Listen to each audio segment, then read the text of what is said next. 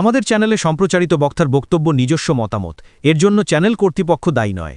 এই চ্যানেলে প্রকাশিত প্রতিটি অনুষ্ঠান কোনোভাবে ক্ষতিকারক বা অবৈধ কার্যকলাপ প্রচার করে না। এখানে সম্প্রচারিত প্রত্যেকটি অনুষ্ঠান শিক্ষামূলক উদ্দেশ্য নিয়েই তৈরি।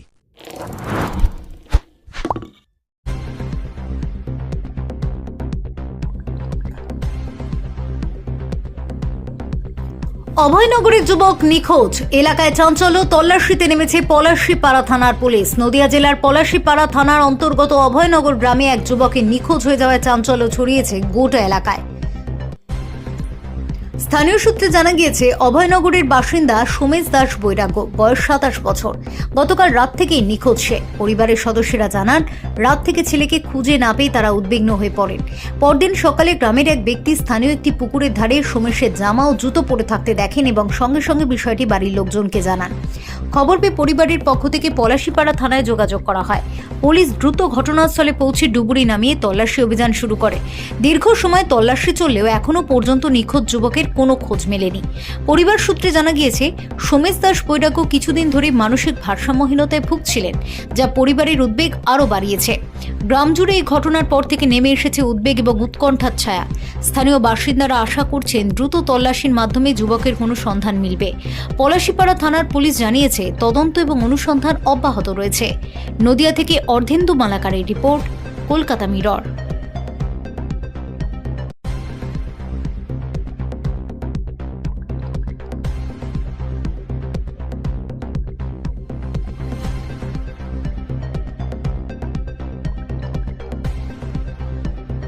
জামা প্যান্ট দাও, তখন আমি জামা প্যান্টটা দিলাম, ও পরে নিল।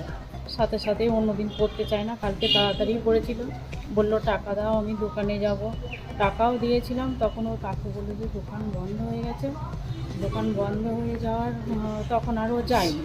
তারপর চিৎকার করতে করতে ও পড়ে চলে গিয়েছিলো। তখন আমরা গেট লাগিয়ে দিলাম। গেটে একটু ধাক্কাধাক্কিও করেছিল। ধাক্কাধাক্কি করার পর ও আবার উপরে চলে গিয়েছিলো। তারপর ও কাকু ঘরে ছিল, আমরাও সবাই ঘরে ছিলাম। ও উপরে চিৎকার করতে করতে কখন যে মানে একটু যখন চুপ হয়ে গেল, তখন ওর কাকু প্রথম খোঁজ করে যে ঘরে এসে তখন দেখে যে ছেলেটা নেই। তখন দাদা কখন দেখতে পান? তখন 11টার পরে টাইম। হ্যাঁ, রাত্রি তখন তাও 11:15 হয়তো বাজে এরকম। তখন ওরা সাথে সাথে সব খোঁজার পর নিচে এসে ওরা দুই ভাই চলে যায়, খুঁজতে চলে যায়। নদীর ধার থেকে বাস স্ট্যান্ড সব খুঁজে আসার পর পায় না কোথাও। আবার পলাশীপাড়ায় গিয়ে পলাশীপাড়া থেকে খুঁজে এসে আমি বারবার ফোন করি, কোথাও বলছে নেই। আবার বাড়িতে এসে তখন আবার আমরাও সবাই গিয়েছিলাম নদীর ধারে। তো ওরাও পলাশীপাড়া থেকে ঘুরে এসে নদীর দিকে গিয়েছিল। নদীর ওই যে সিঁড়ির ঘাটগুলো আছে, সিঁড়ির ঘাটে নেমে তখন সব খোঁজে। 2-3টে সিঁড়ি, এইদিকে সিঁড়ি। তখন মানে ওদের হয়তো মনে হয়েছিল দেখি ওই এই মানে সিঁড়িতে নেমে নিচে ধাপ ধাপ করে নেমে দেখে যে জলের কিনারার একটু ওপরে জামা প্যান্ট, পায়ের জুতো সব। কখন দেখতে পান? তখন রাত প্রায় 1:45 বাজে, অনেক খোঁজার পর 1:45 বাজে। জামাটা নদীর ধারে পাওয়া গেছে? হ্যাঁ, নদীর জলের কিনারার একটু মানে 1 ফুটি ওপরে। ওটা কি আপনার কি একটাই ছেলে? আমার হ্যাঁ, এই মানে এটা হচ্ছে আমার দিদির ছেলে, মানে আমার স্বামীর আগেকার স্ত্রী। আমারও একটা ছেলে আছে, এখন 2টো। আপনাদের প্রাথমিক ধারণা কি হতে পারে? ছেলেটা তো ঠিক মানে স্বাভাবিক ছিল না, মাথার ঠিক ছিল না, ও চেঁচামেচি মেন্টালি ছিল। হ্যাঁ, এবার আমরা চাইছি যে ছেলেটাকে পেলে ভালো হতো। আচ্ছা, আপনার মধ্যে আর ওই ছেলেটার মধ্যে কেমন সম্পর্ক ছিল? সম্পর্ক আমার সঙ্গে ও খারাপ ব্যবহার করতো না, তবে মা ছেলে যেরকম সম্পর্ক হয় সেরকম ছিল। অতটা মানতে হয়তো পারতো না মায়ের মতো। আমি 3 মাস এসেছিলাম, তবে খারাপ ব্যবহার আমার সঙ্গে করেনি। কোনো কোনো সময় গালাগালিও দিয়েছে, তবু আমি কিছু ইয়ে করিনি, ওর মাথার তো সমস্যা জানতাম। আপনাকে মেনে নিতে পারেনি মন থেকে? মেনে নিতে না, আমাকে ভালোবাসতো ভালোবাসতো। ছেলেটা, হ্যাঁ, মায়ের মতো, মায়ের দিকে তাকিয়ে আমাকে ভাবতো যে মাই আমার ফিরে এসেছে। আচ্ছা, ওর মা যখন মারা যায় তারপরে কি মেন্টালি হয়ে যায় না আগে থেকে? না, ও ছোটবেলা থেকেই ওরকম মেন্টালি, মানসিক ভারসাম্য। হ্যাঁ, মানসিক ভারসাম্য। আপনার নাম? আমার নাম মল্লিকা মণ্ডল। থানায় অভিযোগ করেছেন? হ্যাঁ পুলিশ এসেছিল? হ্যাঁ। গতকাল রাত্রি 11:15 সময়, মোটামুটি আর কি অ্যাপ্রক্সিমেটলি 11:15 সময় ও ওর ঘর থেকে বেরিয়ে যায়, তালা দেওয়া থাকলেও হাজির টোকে বেরিয়ে যায়। তারপরে ওর ঘরে গিয়ে যখন আমরা পাই না, খোঁজাখুঁজি শুরু করি, আমি আমার ভাই খোঁজাখুঁজি তারপরে এখানে স্থানীয়ভাবে খোঁজাখুঁজি করলাম। তারপরে গেলাম পলাশিপাড়ায় খুঁজতে, কেন ওখানে তো খাওয়া দাওয়া করে। ওখানেও ফিরে আমরা থানায় ঢুকলাম একবার, বলুন না তো ওরকম বাচ্চা আমাদের একজন ছেলে।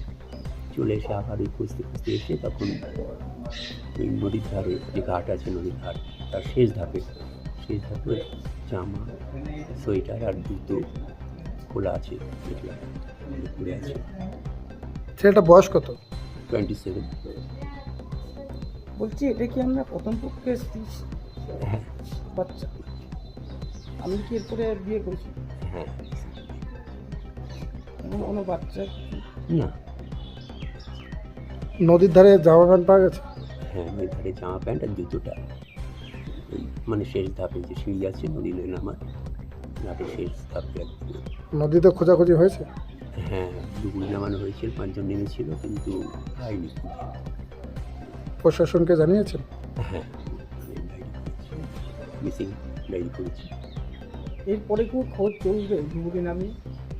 হ্যাঁ, এরপরেও আমরা চেষ্টা করে দেখব, কেননা আমাদের মনে হচ্ছে যে যখন জামা কাপড় ওখানে খুলেছে তাহলে ওই নদীতেই নেমে গেছে বা ডুবে গেছে, যেহেতু সাঁতার জানি না। চেষ্টা করবো আমরা। এবার যিনি এখন নিখোঁজ ওনার নাম? সোমেশ বৈরাগ, আপনার ছেলে? আমার ছেলে, আপনার কি একটাই ছেলে? একটাই ছেলে। এর আগে কোনোদিন ওই দিকে গিয়েছিল? যা গেছে দিনের বেলায়, হয়তো আমার স্কুলে গেল আর কি, কিন্তু রাত্রিবেলায় হ্যাঁ কিছুদিন যখন খুব বাড়াবাড়ি হয়েছিল অনেক আগে, তখন যে একদিন যেত, তারপরে আমার সঙ্গে বুঝতে পারতাম, পিছনে দিন চলে যেতাম, যে আবার নিয়ে আসতাম। কিন্তু ইদানিং অনেক দিনও অত রাত্রে কোথাও বেরোয়নি বাইরে। ছেলেটা কিসে পড়তো?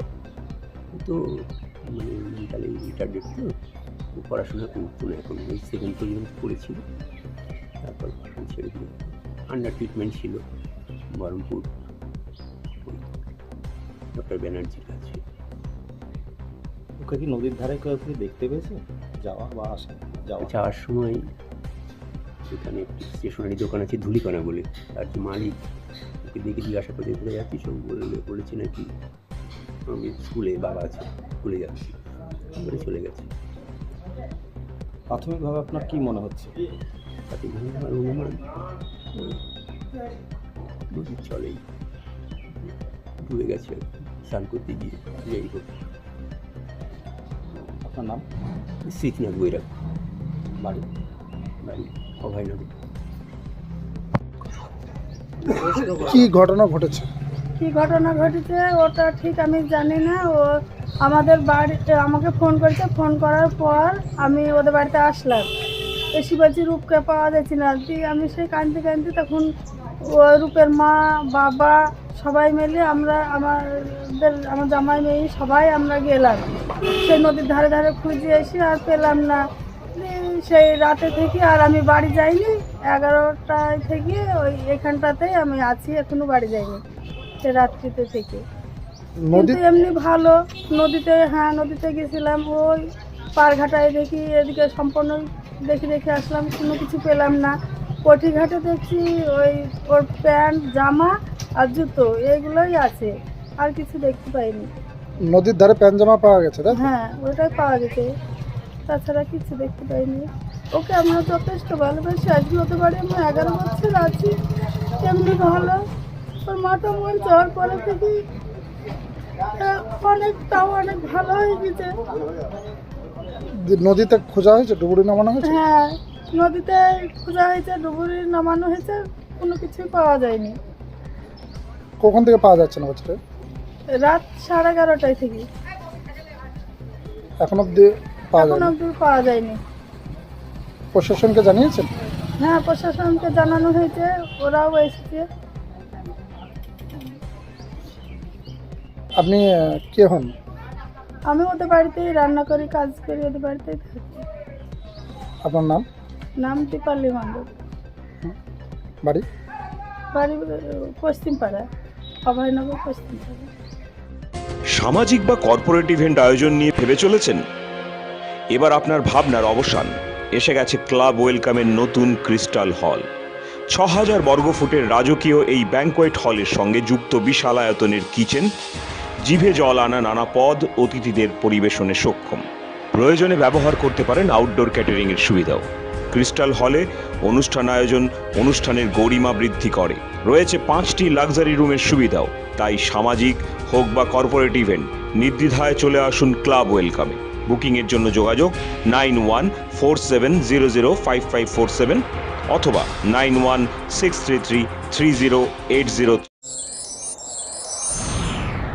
Enjoy a weekend at Vedam, the paradise of peace.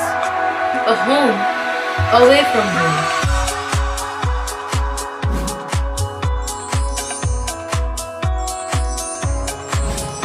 See yourself resonating with the nature. Vedam welcomes you to create your best memories.